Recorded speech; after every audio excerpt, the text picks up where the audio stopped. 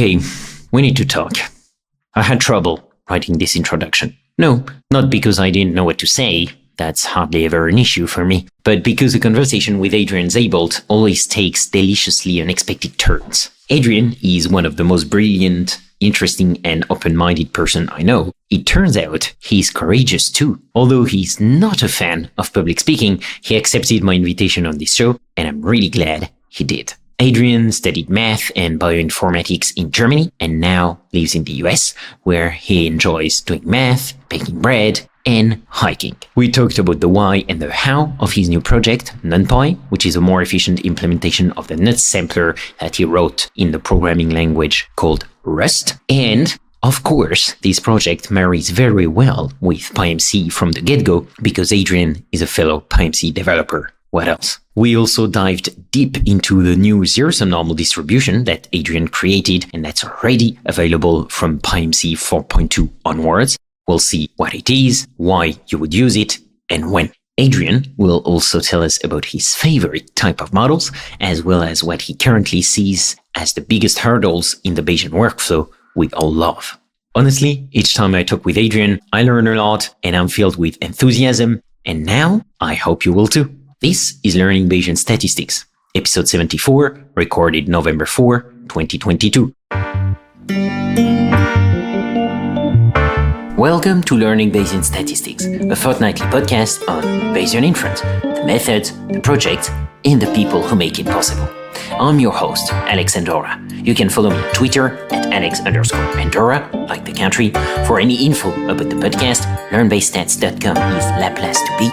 Show notes, becoming a corporate sponsor, supporting LBS on Patreon, unlocking Bayesian merge, everything is in there. That's learnbaystats.com. If with all that info, a Bayesian model is still resisting you, or if you find my voice especially smooth and want me to come and teach Bayesian stats in your company, then reach out at alex.andorra@pymc-labs.io or book a call with me at learnbaystats.com. Thanks a lot, folks, and best Bayesian wishes to you all. Let me show you how to be a good Bayesian. Change your predictions after taking information in. And if you're thinking I'll be less than amazing, let's adjust those expectations. What's a Bayesian? It's someone who cares about evidence and doesn't jump to assumptions based on intuitions and prejudice. A Bayesian makes predictions on the best available info and adjusts the probability, cause every belief is provisional. And when I kick a flow, mostly I'm watching eyes widen, maybe cause my likeness lowers expectations of tight rhyming. How would I know unless I'm rhyming in front of a bunch of blind men, dropping placebo-controlled science like I'm Richard Feynman? Hello, my dear Bayesians. Before we go on with the show, I'd like to warmly thank Andreas Kröpelin, who just joined the LBS Patreon in the full posterior tier. Your support makes a big difference. For instance, it helped me pay for the new mic I'm using right now to record these words. So, may the Bays be with you, Andreas. Oh, and if you want to stay connected with your favorite podcast, LBS now has its own Twitter account and LinkedIn page. Both are at LearnBayStats, but if you don't like mystery, the links are in the show notes. Now, let's hear from Adrian. Adrian Seyboldt, willkommen zu Learning Bayesian Statistics. Thank you for having me. Glad to be here. Yeah, I'm super happy. So we're not going to continue in German because, well, I wanted to, but I don't know why Adrian told me that he has to train his English. So that's really a shame. Yeah, like that's how it goes. No, it's not true. My German is way too rusty. So yeah, let's continue in English. But yeah, I'm super happy to have you here because I've known you for a while now and you've done so many things that it was hard actually to pick the questions I wanted to ask you for the podcast because you've done so many projects and I had so many exciting questions for you. So I'm happy that you're finally on the show. But I guess I was a bit shy. So, but Alex worked hard to get me here. So that's among my superpowers, but people should not know. Yeah, I'm relentless. Yeah. So, but let's start, easy. And as usual, I like to start with the background of the guests. And so let's start with your origin story. I'm curious how you came to the stats in data worlds and whether it was more of a sinuous or a straight path. Definitely not a straight path.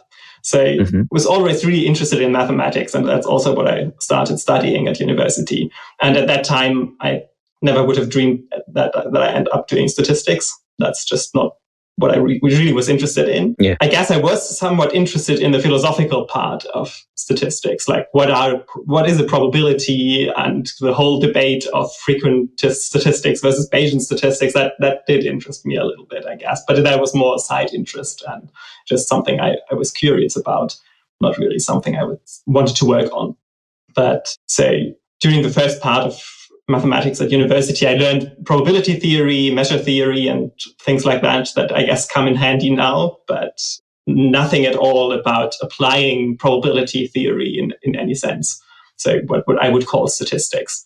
That came later. So after some time at university, I switched to doing mathematics. I switched to bioinformatics because I wanted to have more applied content in what I do. And their statistics really did become more important. And at some point, I just started. I don't really know why I started looking into that more. I think it came up in a couple of projects I was working on, and I was just curious. So I actually learned Stan at the beginning, which was a lot of fun. But I was also into Python quite a lot. So I started looking into PyMC, and PyMC didn't do a couple of things that Stan could, and I wanted to use Python. So I started contributing to PyMC, actually doing mass matrix adaptation things. I think it was pretty much the first, definitely among the first pull requests I did. I think 2018 or sometime around that. I became a core contributor then to PyMC at some point and continued doing that till now, I guess, and just continued doing statistics. And now I work at PyMC Labs together with Alex, where we develop statistical models. Exactly. Yeah. We have a lot of fun. We're gonna talk about more of that later. But okay, actually, I didn't know you started with Stan, and then that is so typical of you. Oh, I'm gonna start the mass matrix adaptation. So I wanna be clear to listeners. You don't need to do a new mass matrix adaptation for your first PR into PyMC. but that would be welcome. I think there's still a lot of potential for improvement in that area. So if you want to do that as your first PR, please go ahead. That's always great. Yeah. If you want to, but don't be intimidated. You don't need to. I think my first PR was probably a typo somewhere. I'm not sure it actually was my first PR, to be honest. Among the first, and the first one I remember, I don't know if it actually was the first. It's too late now. That's too much. Okay, so that's the story now. You dropped the bomb. Okay. You know how the news works, right? Okay, it's now it's going to be on CNN, and you're done. It's going to be. Can't change that anymore. It's out now. Yeah, it's now to change it, it's too many details, and nobody likes details. So that's all.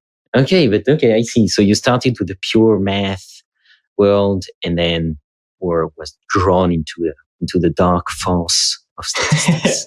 It's just this. I wanted to do applications, and as soon as you start working on application statistics, pretty much probably not every field, but in really a lot of fields, that just pops up at some point. And if you're already a bit of interested in the philosophical part of it, then I think that's easy to draw you in. Yeah, no, for sure. And actually, how do you define statistics to people? I guess, how do you explain your job? Because I always have a hard time. Because it's not math, but it's related to math because you use numbers all the time. Yeah, it's not software development because, you use numbers and math. And so it's not just developing programs. So how actually do you define statistics in comparison to math? Interesting question. So I guess probability theory for me really is math. So that's where you just say probabilities have these properties. And you don't say what a probability is. You just say what properties something should have for it to be called a probability. Then you just prove theorems based on those assumptions, on those properties. And you don't really, maybe you think about that, but the subject in the mathematical world really isn't how do I apply that to a real world problem, but it's just what does just automatically follow from those properties. And I'd call that probability theory. And statistics would for me then be if you start applying probability theory, mostly that, I guess, to a real world problem to model uncertainty, frequencies, how often something happens. I think kind of the core thing for me, at least, is really uncertainty quantification. So if we say we want to know something and we also want to know how well we know, turns out we can interpret that as a probability if we want. And then I guess you can have really philosophical discussions around what this probability actually means, which in practice, it's interesting, but in practice, I think it's probably not always relevant, because in the end, it's more, how you apply it is also kind of a big topic, a big subject matter. Okay. Yeah, I see. I kind of agree. Like, would you place, to me, it rings a bell between, the difference between math and physics.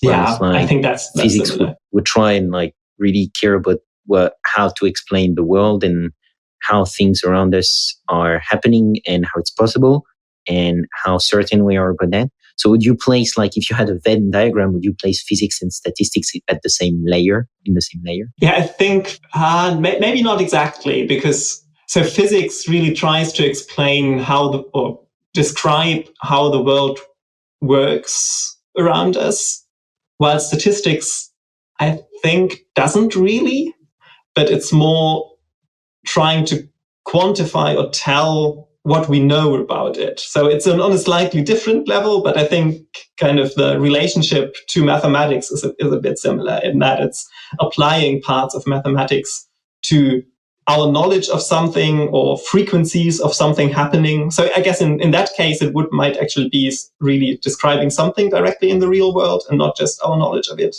That again depends a bit on how you define probabilities, right? Yeah, I see. Damn, so that got nerdy very quick. Oh, cool. Okay. Yeah, interesting.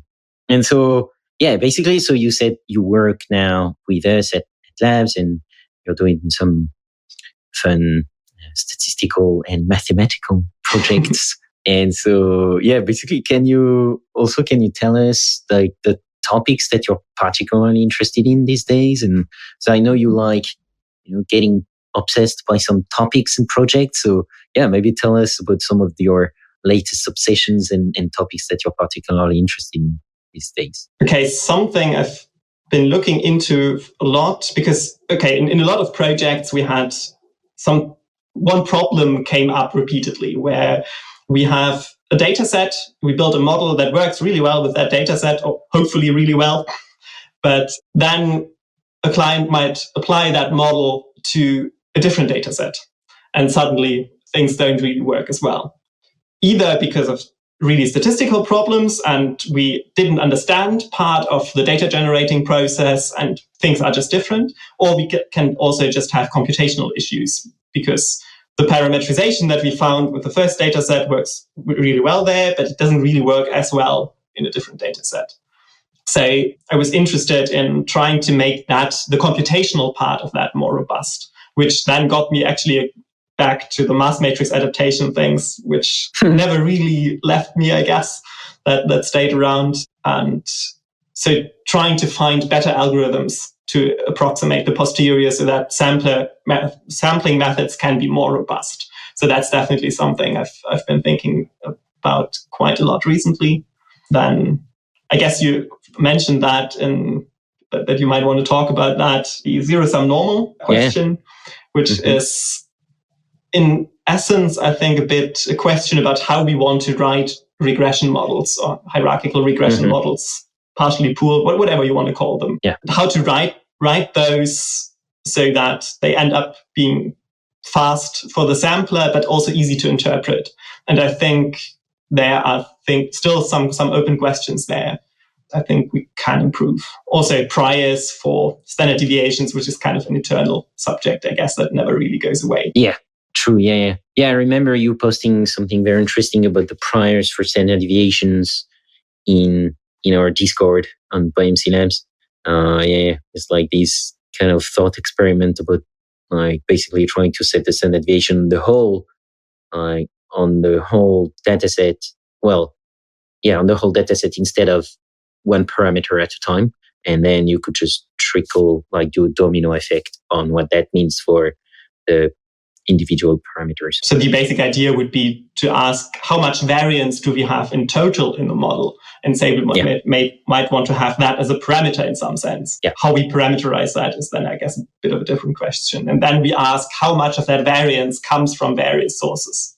And that way, if we increase the number of predictors, for instance, the total variance doesn't grow larger and larger each time we add a predictor, which I think doesn't really make sense. That shouldn't happen. Yeah. No, I agree. And also it's easier to set the priors, because it's true that it's always like, I don't know how to set the prior on that slope, It's just like, what does that mean? Whereas having a total variance for the whole phenomenon you're explaining is more intuitive. And then it's kind of, how do you automate the trickle-down effect on the individual parameters? Well, I don't think I really have that worked out in any sense yet. But what was nice is, no, I don't. What I definitely liked was when I kind of had this whole different approach of, trying to find out which parameters do we want to set the priors. Then I looked at that for a while and worked with it. And after some time, I realized, this is actually equivalent to setting half normal priors on the variance, which is on the standard deviation, which is our default, what we do all the time. It was kind of a bummer on one hand, because I thought, I invented this great new thing. Then it turns out to be, just same old. But also, I guess in a sense, I also like that, because maybe that points to that maybe that was actually not such a bad idea. But let's see how that works out. Yeah. Do you have any, are you testing that approach already on any project? No, I tested that a bit on kind of artificial data sets, where I played around with it a bit. And I think that would just be the natural next step now, to do that in a couple of real projects and just compare first, how does it actually do something different? Does it make more sense? Does it actually make it easier to set the priors? Or maybe it doesn't, I don't know.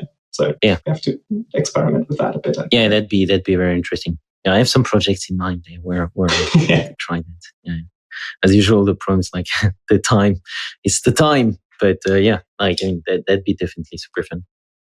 Cool. Okay, so actually, before we dive into those different topics, I'm wondering if you remember how you first got introduced to Bayesian methods, because basically you got introduced more to stats during doing bioinformatics. So I'm guessing it happened at that time, but did it, or was it actually later? That definitely happened in stages. So I remember definitely having discussions around Bayesian stats with friends in first year at university, I think. Mm-hmm. That was more like I'd read something, or friends read something, and we just talked about it for a bit. But nobody really did anything with Bayesian stats then.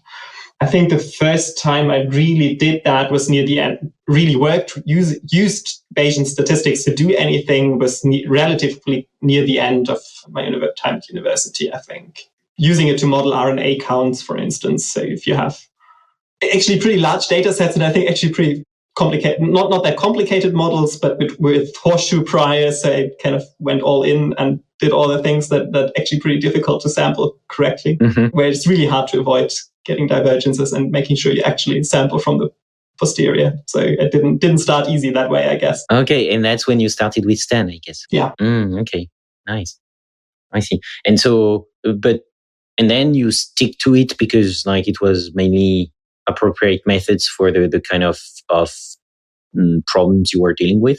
I mean, and I'm talking about Bayesian stats here, not stats. I think maybe a bit also kind of the usual thing that if you learn the tools and the methods of working in one framework, then you tend to use that for the next problem that comes around, which I don't think is necessarily a good thing, but it's also not necessarily a bad thing. So I don't know.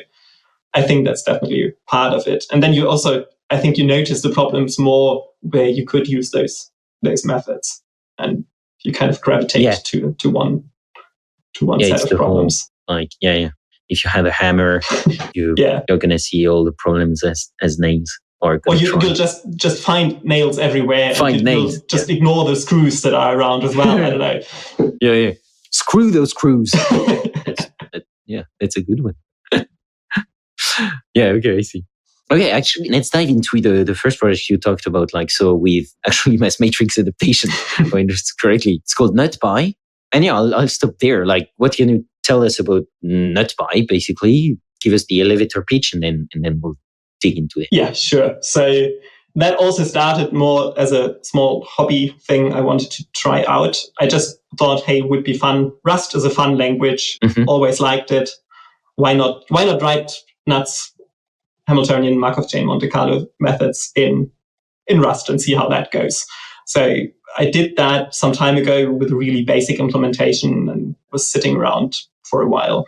At some point, then we had discussions in the Isara backend, which we used to compute log P graphs, that we could compile that to number. So we can just get out a plain C function that doesn't have any Python in it anymore. And I thought, maybe it would be interesting to see if we can't use that Rust implementation I had around to then call that. But in order to do that, I had to make that actually real, I had to develop the Rust implementation quite a bit. I also worked in a couple of new ideas for mass matrix adaptation. So there's actually pretty simple change we can do to mass matrix adaptation to use the gradients as well as the draws. So we just use a bit of additional information, and the method looks really similar, but in all my experiments, it seems like it's actually working quite a bit better. So especially early in tuning, we can get to good mass matrix, and I think to the posterior where we want to get with fewer gradient evaluations. Not orders of magnitude fewer, but definitely fewer. And seems also so far pretty stable, more stable and robust actually than the default in my experiments. So never trust the author of something like that for something like that, I guess. So do your own experiments. But and now I think it developed. But by now I think it's a pretty stable library actually. A relatively small library written in Rust implements just the basic Hamiltonian Markov chain Monte Carlo sampler, and you can actually use that to sample Stan or PyMC models, both with little asterisks in there. That because for Stan you have to use a different branch of HTTP Stan so that we can actually get at the gradient function easily, and for PyMC that works out of the box and I think much nicer. So you can just install Nutpie using Conda or Mamba or whatever, and just call two functions to sample using Nutpie. But that requires the new number backend for Isara, which is still a bit of a work in progress. So depending on your models, it might work really well, or you might just get an error message if you're unlucky. In that case, if you do, and if you try it, please open an issue. That would be great. So I kind of know where that stands. But the library itself, I think, is pretty stable by now. So just getting the gradient functions, that's actually the tricky part. Yeah. So actually, so if people want to try it out, it's downloadable from PyPI and also Conda, right? I think not PyPI yet. I think that should actually be pretty easy to add, but it's just haven't done that yet. So Conda. Yeah. So I think that's how I installed it. I think I installed it with Mamba. So Mamba install Nutpie, and then you have it, and you can try. And we'll put a link to the GitHub repo in the show notes, so that people can look at the examples you are talking about. How do you sample the PyMC model or Stan model? Thanks to that, and then if you find some issues, for sure, open the issues on the repo, guys, because it helps make the library better for everybody. That's the pitch, right? It's a library written in Rust that implements HMC nuts, so which is the most robust algorithm we have right now to do MCMC. That's already what we're using in PyMC. That's what's used in Stan. And the last twist is that you used new mass matrix adaptation in this implementation of HMC. Exactly. Did I get that right? Yeah. So let's dig a bit into that. Can you remind listeners what the mass matrix adaptation is and why would we care about that when we are sampling a Bayesian model? Okay, yeah, sure. So I think most people who have actually played with Bayesian models and tried to sample those with HMC, noticed that sometimes you can rewrite your model a tiny bit so that it does exactly the same thing, but somehow in one version it samples really fast, and in a different version it samples really slow. Or in one version you get divergences, and so it doesn't really work actually, and in a different version it works just fine. So that's always the question of parametrizations. So the model might actually be the same, but the numbers you just use to describe that model are different, and so sometimes, and some parametrizations are good for the sampler and some are bad for the sampler. Now, we try always when we implement HMC pretty much to do some of those reparametrizations automatically. Namely, we rescale all parameters. So you could just say, I sample standard normal and scale that by the standard deviation, or I just, so each parameter you have in your model, you could just multiply by some value as parameter and then divide by that value again when you use it. And that would be the same model as before. But that might turn out to have really different performance for the sampler. Yeah. And so, for instance, like a positive parameter, a standard deviation that has a half normal prior, actually it's sampled on the log scale, so that we transform it on the log scale so that we sample on the real line. Right? It's not sampled on the positive. And then you try to you rescale all those transformed variables so that their posterior, usually, that's kind of the usual way of doing it, so that the posterior standard deviation is 1. So that all of those have the same variance. So you mean all the parameters in the model? Yeah.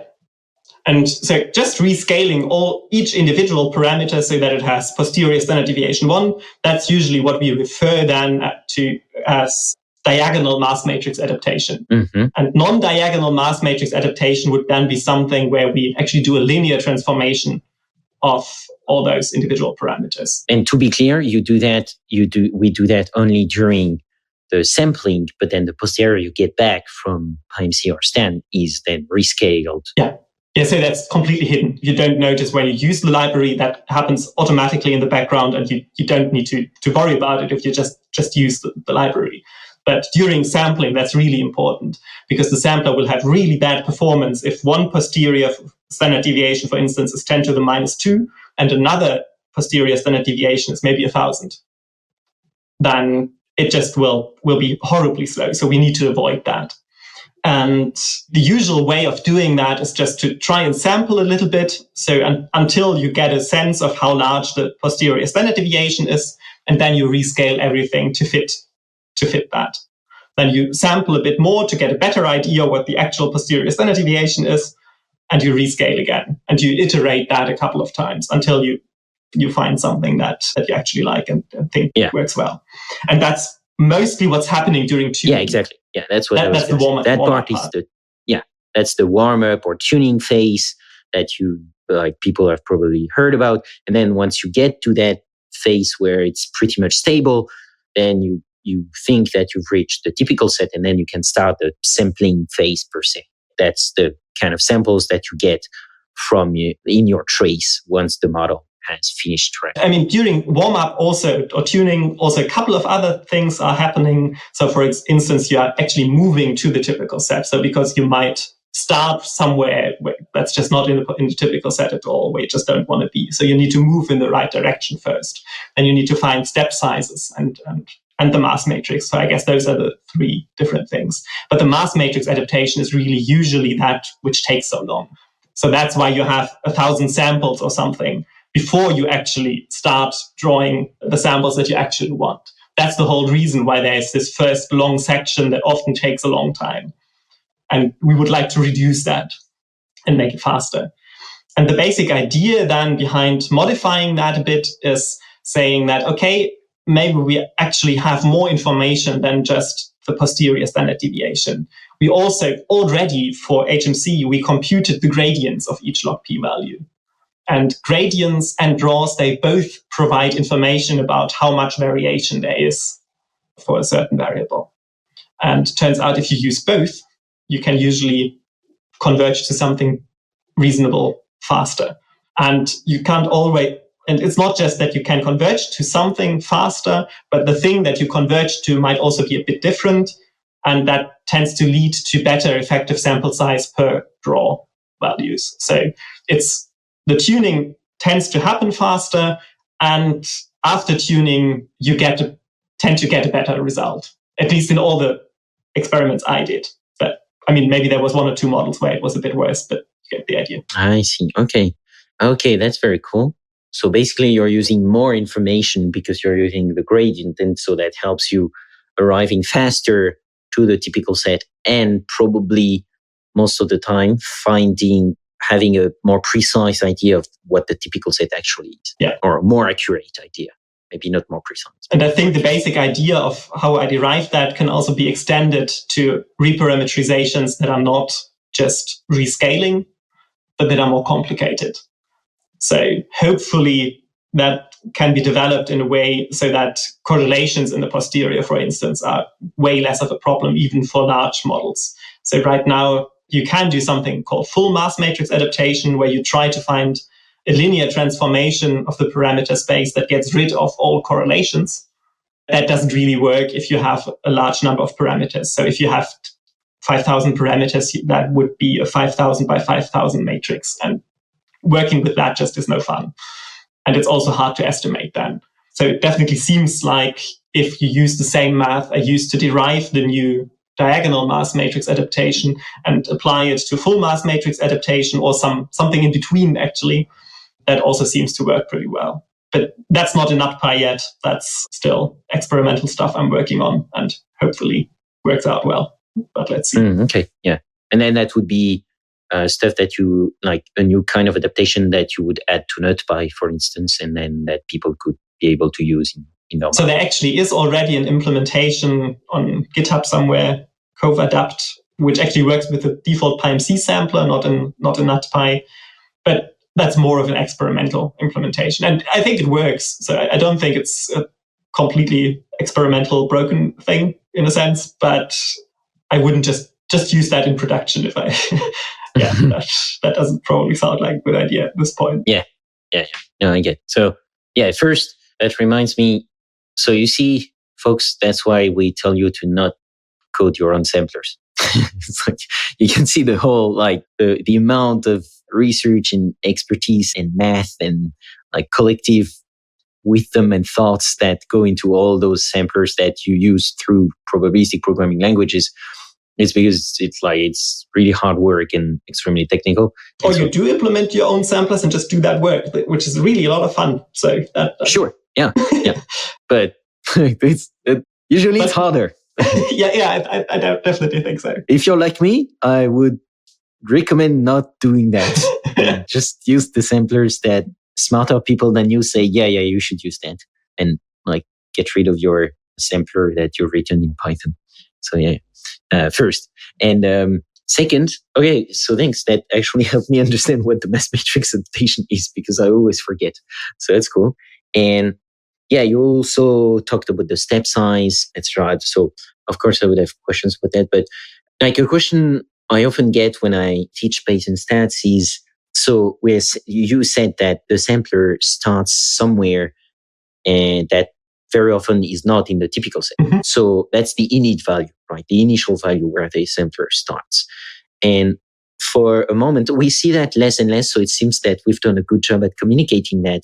But for a long time, it was quite frequent that people would start the initialization, force PyMC, for instance, to start the initialization at the mean of the data, or the maximum a posteriori of the parameter. Mm-hmm. And we told people to not do that. So can you tell us why it's usually a bad idea to do that, and usually leave that choice to PyMC or Stan? So I think one reason is definitely that I don't think it ever, or never use the word ever, but it typically doesn't really help. So it definitely adds an additional thing that needs to be done. So you need to run optimization first. And I think, so for instance, in the literature, there's actually interesting ideas around that, of doing that. So Pathfinder, for instance, is, I think, a really interesting paper that tries to develop that idea.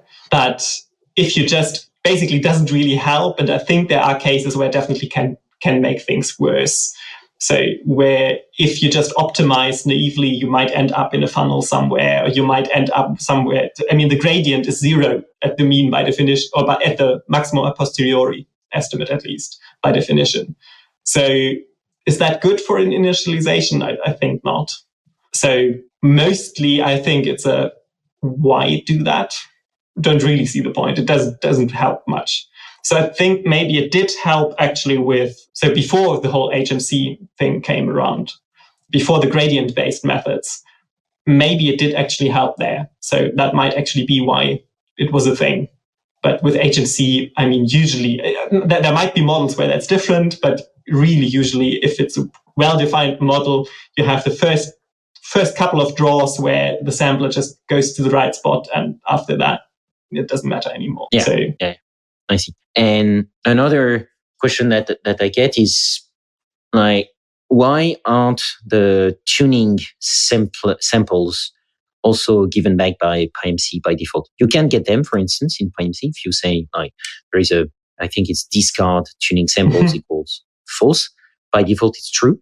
But can you explain why it's not like most of the time you don't need those tuning samples, and when would you need them? If you develop mass matrix adaptation methods, for instance, you definitely want to use them because then you can see what it's actually doing behind the scenes. Yeah. That's definitely where you need them. But other than that, I mean, it's just an area where it tries to find good parameters, and it's not trustworthy samples during that period in a sense. So other than for diagnostic and trying to understand what's happening reasons, I don't really see what you would do with those draws. So they're there to find good parameters for the sampler, and after you found the parameters, you then sample. Yeah, they don't necessarily tell you anything about the inferences that your model makes, right? It's like these samples are the posterior samples that you actually get from your PPL.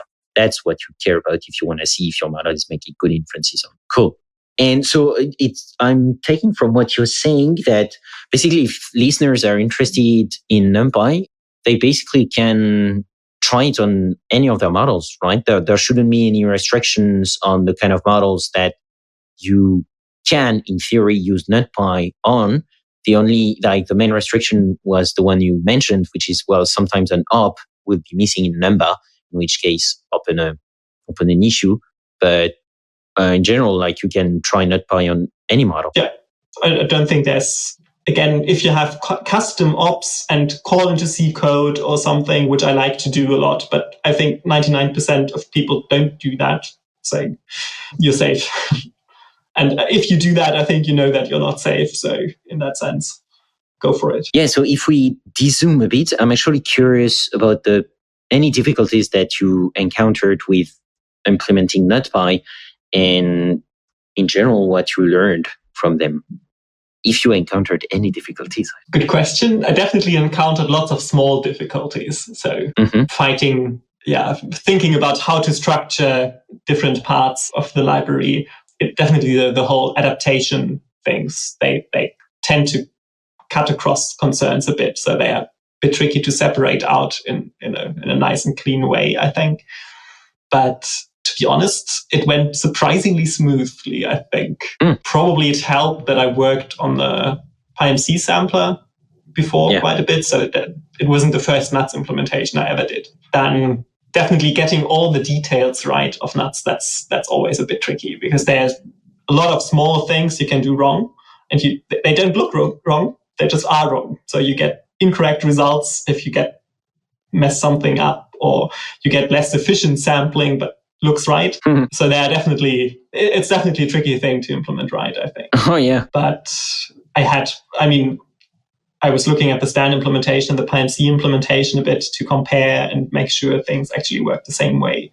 So that was actually really a lot of fun. And I really enjoyed working in Rust as well, which is definitely the largest project I ever did in Rust. And I really enjoyed that. Okay, well, that's cool.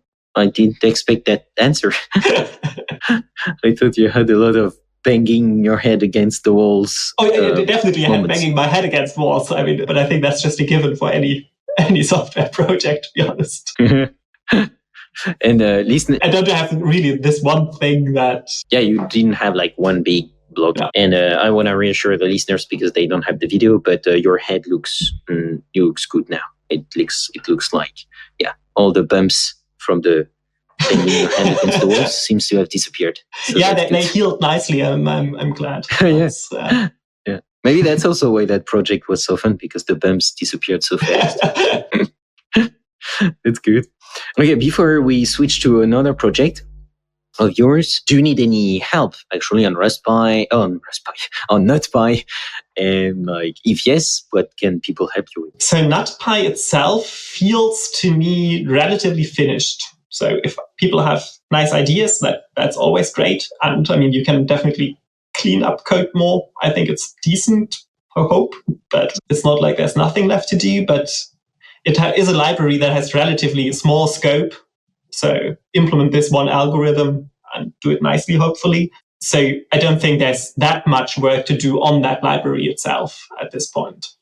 Unless somebody wants to add more samplers, that might be really interesting. SMC would be, I'd be glad about something like that. I guess where really a couple of things are, where I could really use help is the number backend. So making sure, so just testing the new mass matrix adaptation for once on different models and see if we can find something where it's worse, definitely worse than the old implementation. That would be interesting to see. Then and from the implementation point of view, all the number ops that might be missing still, figure out which ones those actually are and implement them. And I think and test them, make sure they actually do the right thing as well, which would be nice. So that's definitely something where I think lots of people could help and would be great. Good. And so the way to contact you about that is to go on the GitHub repo of Nutpie? Yeah. So if you run it with a PyMC model and you notice, okay, this op doesn't work or the compiler throws an error message or something, just open an issue. It's simple as that. And I'd be glad to look at that. Good. Okay, cool. And actually, when you look at the examples on Nutpie, on the GitHub repo, there is a comment on the PyMC model example that says that this distribution should be a centered normal. And that's the perfect segue for the next topic, because you know that the Statistical Academy now calls that ZeroSumNormal, Adrian. Okay, so I guess that would be a contribution, make a PR that fixes that. And especially since, like now, actually pm.ZeroSumNormal exists. It's matched. So you can even use that in the example. Thanks to Alex, because I was... Thanks. It was really a collective endeavor. So Luciano Paz helped me a lot, and Ricardo Vieira, of course, as usual. I feel like Ricardo now is kind of extension of the PyMC repo. So let's talk about that, because ZeroSumNormal. So I worked on the PR to merge it into PyMC, but you're actually the father of the distribution. So can you tell us what it is and how you came up with the idea? So first, I guess about being the father of that distribution, I'm not actually, so I'm pretty sure I made that up on my own, in a sense. I mean, as on your own as you can. I'm not entirely sure I was the first person to make this up. So somebody else, I think definitely on the Stan Discord, there were people discussing very similar things. I think, so no clue who was first there in any way. Don't want to claim maybe it's the story about Laplace, who rediscovered Bayes' formula, and he thought he was the first one. He was like super happy, and then I think it's maybe actually a bit less important than that as well. But well, I'm not sure. We'll see what history says, But D'Alembert told him, actually, that has already been discovered. So he was quite sad about that, It was actually quite reassuring to me. A genius like Laplace could be sad sometimes and depressed, That was inspiring in its own way. But okay. Anyways, so now that we've done the usual caveats, can you tell us about what that distribution is and how you came up with the idea, basically the birth. Okay, so from a mathematical point of view, it's actually a really simple distribution in some sense. It's just a multivariate normal distribution where one of the eigenvalues happens to be 0. So it's a weird covariance matrix. That's just a constant covariance matrix. In that sense, nothing special, move on. I guess where it came up, where I started to think about this, is in linear regressions, we always have, or it's a well-known issue and with well-known solutions in a sense, where if you have discrete predictors, so you might have a model where you have an intercept plus something in each US state or so, and you might want to have a different parameter for each US state. You have too many parameters in a sense because you're over-parameterizing? Yeah, you're over-parameterizing your model. So you would like to get rid of one of the degrees of freedom. And how statisticians have often done this, and it's because, so I'm interrupting you, but it's over-parameterized because once you know the behavior of 49 states in that example, you would know the behavior of the 50th state without having to compute it. Yeah, I guess, so you have one parameter for each state and you have the intercept. So you have, how many states are there? Sorry? 50. 50, okay. But then you have 51 parameters. So you have 50 states, so actually 50 output variables in a sense, but you have 51 parameters because you also have the intercept. And a normal way of dealing with that is to just drop one of those states in a sense and say that corresponding parameter is defined to be 0. So we'll just basically use the intercept value then for predictions there. Now, if you do that in a frequentist setting where you don't have any regularization, that's perfectly fine in the sense that it doesn't matter which state you choose. You get you get different numbers out of your model, but you get the same results. So the different numbers just mean something else, but no matter which state you choose, you get the same meaning for your results.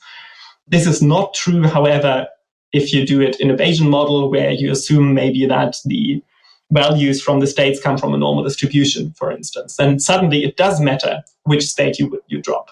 So you don't really want to drop a state like you tend to do in frequentist regression, because then you introduce this weird arbitrary choice that changes your results. I mean, in some settings that choice isn't arbitrary, so maybe one state is a control in a state that doesn't really make much sense. Yeah, but maybe for a drug, exactly.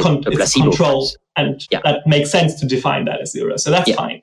But in other cases, it doesn't make sense. Yeah, and in a lot of cases, actually, you don't because so what you're talking about, I think, is called reference encoding or reference categorical encoding, and you use that also in multinomial regressions, where now that you have several categories, you need the usual way of not having the over-parameterization, which comes with an identifiability of some parameters, is to, as you were saying, take one of the categories as the reference, or a pivot, also that's called a pivot. And so pivot encoding, reference encoding, that's exactly what we're talking about, taking one of the categories as the reference.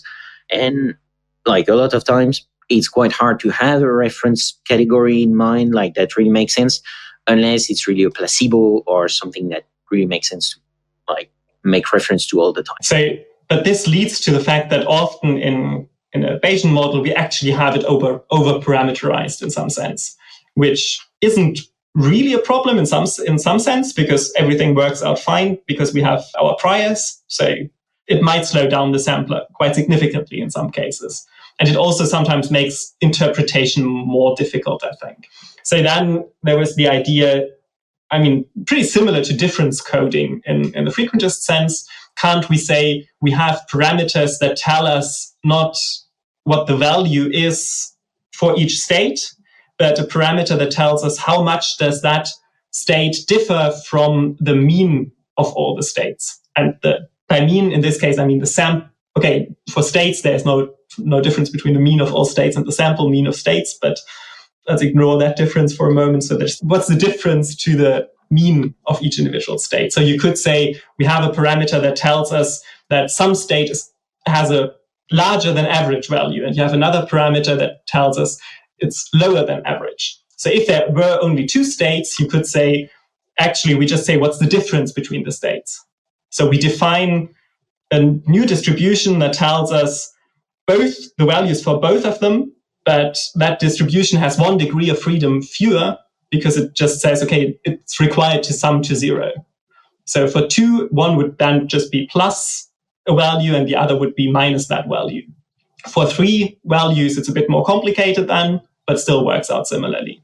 And it turns out that you can then write an original model that's just intercept plus 1 parameter for each one state. parameter from a normal distribution. You can take any normal distribution if you like and pull it into 2 parts, a zero-sum normal distribution and the sample mean distribution. So you could ask, if you have 50 states, what's the distribution of the mean of those states?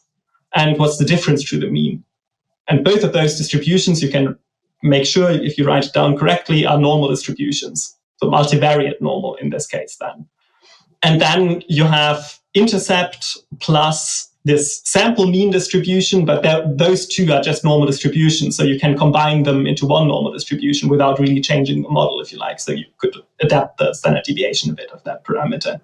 So you can write hierarchical models like that as just using the zero-sum normal in a sense that it's just strictly reparameterization to make a sample faster. But then I think if you do that, there are many cases where I think it actually makes more sense to look at the parameters of the zero-sum normal.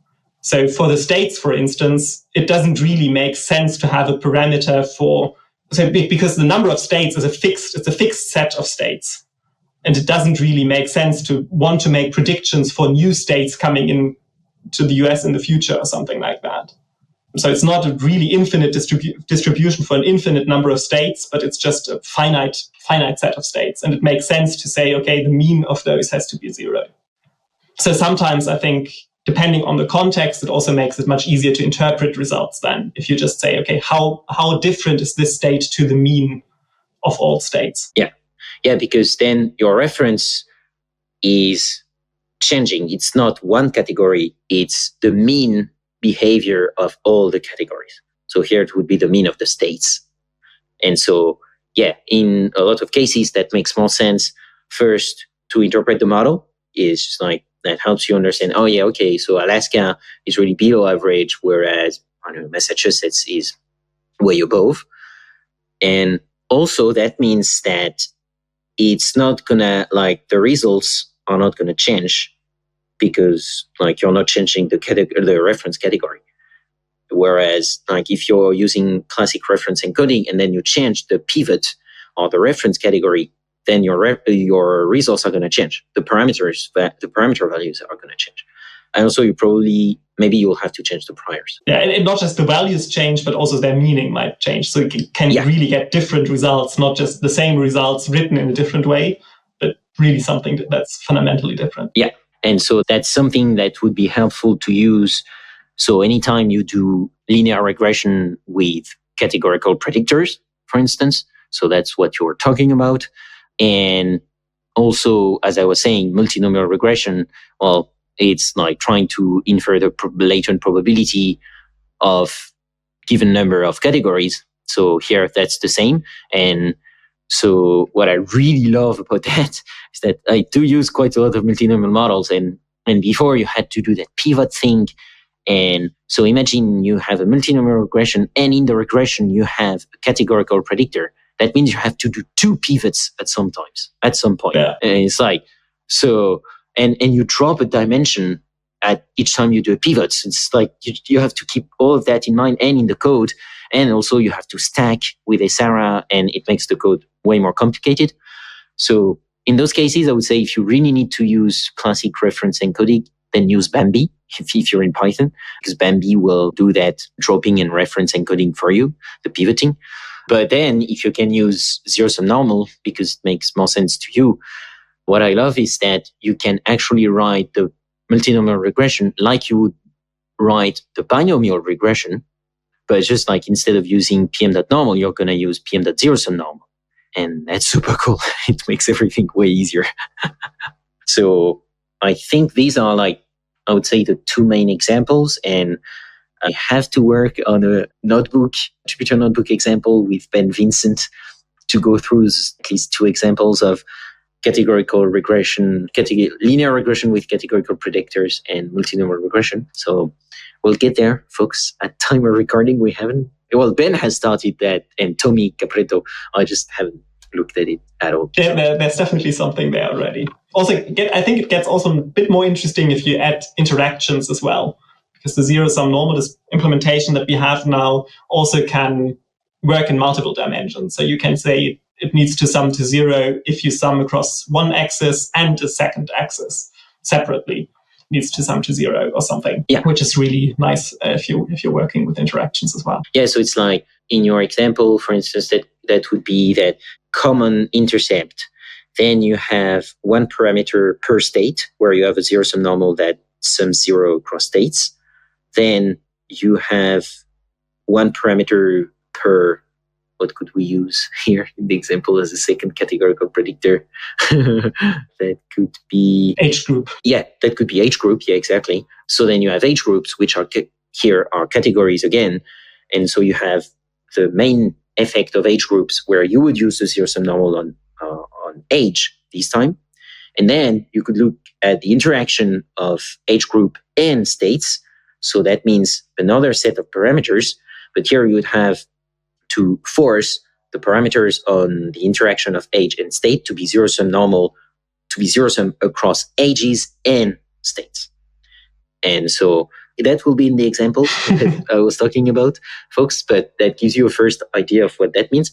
And yeah, the cool stuff is that the implementation we have in PyMC is that you can just say pm.ZeroSumNormal and the usual stuff, so give a name, then your parameter, your prior for sigma, and then you just say ZeroSum axis equals 2, and that means PyMC will understand you just want the 2 ZeroSum axes, basically, on the dimensions that you also, maybe you could mention a case where it might not make sense to use the ZeroSumNormal. That might, for instance, be if you actually have a predictor where it makes sense to say we can draw an arbitrary number of elements from this. So it's not just a fixed finite set, but it's potentially infinite set. So I don't know, patient or something. I mean, that's not potentially infinite, but it's potentially very large. Yeah. So you could just draw new patients or see new patients. And it doesn't really make sense to compare patients to the mean of the patients I have already seen. You then want to compare to the mean of all patients there are, probably. Yeah. And then it makes sense that that's actually a parameter in the model. If that set is finite and fixed, then I think fixing it to something based on the mean of those makes more sense. And so if that set is not finite, so using ZeroSumNormal here, is not the best idea. What would you use? Would you use like classic reference encoding? No, I think that would probably... I mean, you can use the ZeroSumNormal in the reparameterization sense, that you just say, I just want to make the model faster, sample faster, so I use this, but I kind of work out in the end, again, what it would have been if I hadn't done that. But you can just use a pm.normal. I mean, that's over-parameterized in a sense, but I don't think there's really something wrong with that in that setting. Yeah, I mean, mathematically there isn't. But so the problem could be in the sampling. But if you can get away with sampling that works because, Nuts is quite robust, especially if you use Nutpie. And so then you could get away with a model that's over-parameterized, but actually just way easier to read and code and then to understand. And then if you want to make predictions on a new patient, for instance, you can still do it. Cool. Nice. Yeah, I love that distribution. It's really interesting. Because as you say, it's quite simple mathematically, but it still takes a bit of time to understand how it behaves and how useful and when it is useful. I think it's definitely kind of a variation of well-understood things. So kind of difference coding and dropping columns in linear regressions, all that definitely isn't new. That has been around, I don't know how long. Yeah, for sure. But I think this is kind of a new take. I think new in the sense that I haven't seen it before, let's put it like that, but new take on that. And I think a useful way of looking at it. Okay, time is flying by and I still have a few questions for you. So actually when I'd like to ask you is a bit more general. I don't know if you'll have an answer about that, but what do you think the biggest hurdles right now in the Bayesian workflow? Is there something you think would be very, very neat to have improved in the workflow? That's a good question. So I think figuring out sensitivity to some choices, for instance, would definitely be on a list of important things to look at. So in any model I have ever written, I just put in numbers at some point somewhere. For priors. For priors, for instance. I mean, numbers for a standard deviation or which distribution do I choose. And in many cases, it's hard to really investigate all of them and really carefully think about all of those. And in a small model, you can definitely do that and kind of try to get a feel for which ones are important. And often some of those priors really just don't matter at all. So if you have a large data set, whether you put a half normal prior with a standard deviation of 5 or 2.5 on your final sigma, that might just not make any measurable difference after sampling. So it's kind of, but figuring out which of those things that you put in and think, they're not going to matter, actually do matter. That I think is an important point. So it would be great, for instance, I don't know if that's kind of the best way of doing that, would be if we could mark things that we think, okay, they might, that is a somewhat arbitrary choice, and I put in a number, but I could kind of mark that, okay, this is one that I could have chosen differently and wouldn't really know the difference. Yeah. So that you could mark those in a model by using, I don't know, pm.hyperparameter or something. And then automatically have some method that tells you which of those are actually important. So either by resampling or by looking at gradients, trying to do sensitivity analysis in some sense of how does the posterior depend on those choices that I make there. And have that semi-automated at least, so that I can more easily get a hold of which are the important things, which priors do I actually need to think about, and which ones are just, who cares? Doesn't make a difference. Yeah, that'd be cool for sure. It's definitely also something that's, I agree, is hard to handle in a principled way. Yeah, like definitely. And I mean, it ties back to what we were talking about at the beginning about how do you choose the sigmas for any given individual parameter, right? Whereas it makes way more sense often to just say, okay, that's the amount of variation I expect from that whole phenomenon, and how, here is how I think it is distributed among the parameters, but I don't know an exact value. Then another thing that I think is important for mostly for highly nonlinear models. Let's say you have something with an ODE. This is something my wife actually does at university in her postdoc, where it comes up a lot that if you have an ODE and you don't really think that this ODE exactly describes the data generating process, how can you put error models in there so that, I mean, the whole setting where I don't actually think my model is the model and something else is going on. And that then you kind of have this, okay, the Bayesian statistics will just assume that the model you specify is exactly the right model and give you your exact perfect answers for that model. But if that's wrong, then what does the output mean? And definitely in highly nonlinear models, you can easily see example where that just goes horribly wrong. And it's really hard to fix. So the question, how can we get uncertainty of more complicated processes in the model, how exactly they work, and make the uncertainty estimations more robust to changes to the model. That's more of something where, I'm not actually sure how to approach that, to be honest. Yeah, no, for sure. I mean, it's a whole, that reminds me, I think, of the software-assisted Bayesian workflow, that Akivetari and Paul Birkner are working on and talked about in this podcast. And I mean, it's a very active area of research. So, yeah. I mean, posterior predictive checking definitely is an important thing there, where you can then easily notice that something is wrong, at least. Yeah. But that doesn't necessarily make it that easy to fix. So No, for sure. And for the record, I think that pm.careful is a really good name for that kind of automated flag you were talking about. That'd be cool. I'd like to use pm.careful. Okay, well, so before asking you the last two questions, I'm actually wondering, like, kind of a fun question, but is there a method or type of models that you particularly like and you would like to tell us about here? I don't know.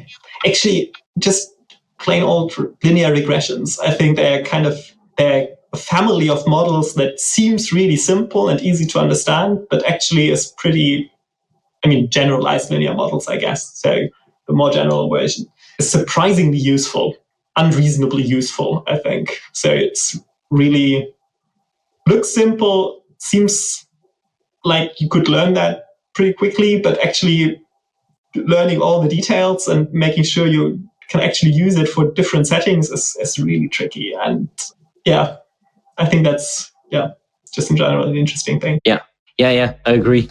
I really love generalized linear regressions. That kind of like, the illustration of the Pareto principle in statistics.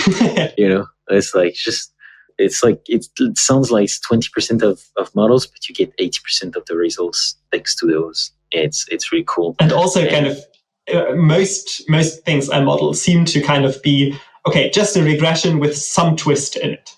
Somewhere there's often a twist where it's not the standard linear regression thing. Yeah. Other than that twist, it's still kind of a really, really useful building block that you can really do a lot. Yeah, I agree. It's like, a traditional cooking recipe that it's like each time you make it, it's like, that stuff is works. Good. like pizza, it's like, pizza works. Like most of the time, just love it. You try to do other stuff and so on, you fancy fusion stuff in Michelin star restaurant, but just pizza will get you a long way. Okay. Linear models, the pizza of statistics. Yeah. Oh, that's good. Should be, it could be. Yeah. So I was recording an episode the other day. I was like with an ex-fighter pilot of the Canadian Army, and your episode is going to air before that. So that's like, for listeners, it's actually a teaser. And I realized that, it would be so cool to have a movie about Bayesian statistics, right? Like it would make it so sexy. So like, definitely we need a movie about Bayesian stats, and that should be the name of the movie, probably. Linear regression is the pizza of statistics. Such a bad name.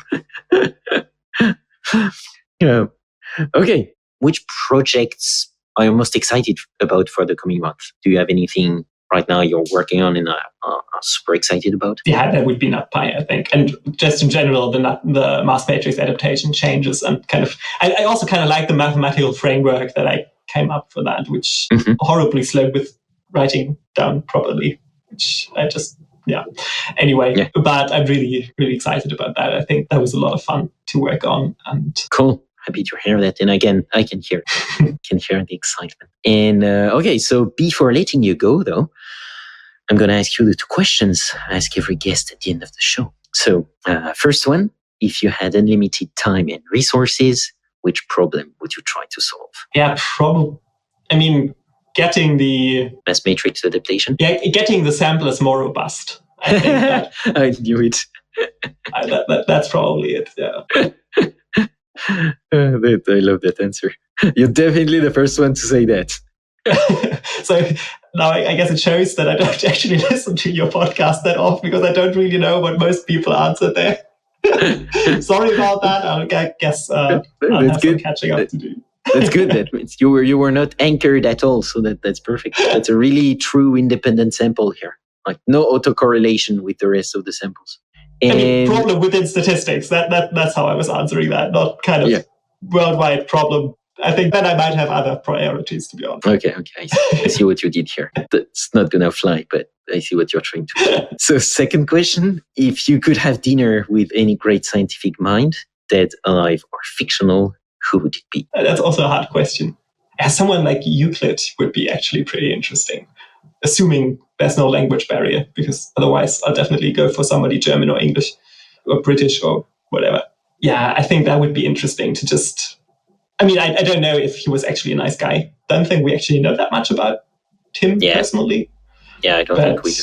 Kind of to have this axiomatic way of thinking about mathematics 2000 or something like 2000 years ago, that I think is actually really fascinating. And it might be fun to kind of figure out how he thinks about how math developed, for instance. Mm-hmm. Yeah. But also kind of in general, I guess I like antiquity. Interesting period. So even apart from math and science and stuff, there might be things to ask. Yeah, for sure. That must be fun.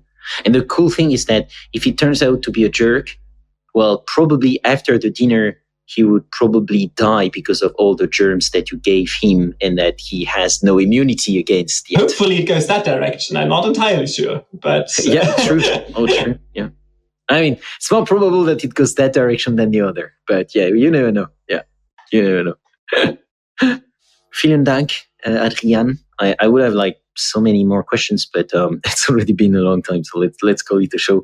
And as usual, I put resources and a link to your different projects in the show notes for those who want to dig deeper.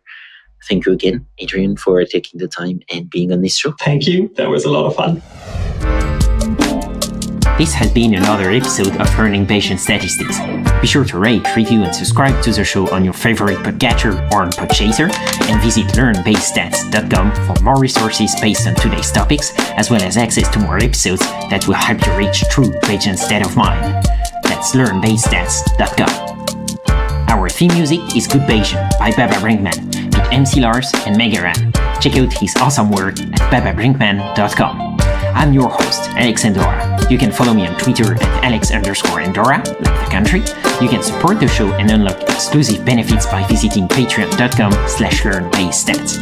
Thanks so much for listening and for your support. You're truly a good Bayesian. Change your predictions after taking information in. And if you're thinking I'll be less than amazing, let's adjust those expectations. Let me show you how to be a good Bayesian. Change calculations after taking fresh data in. Those predictions that your brain is making, let's get them on a solid foundation.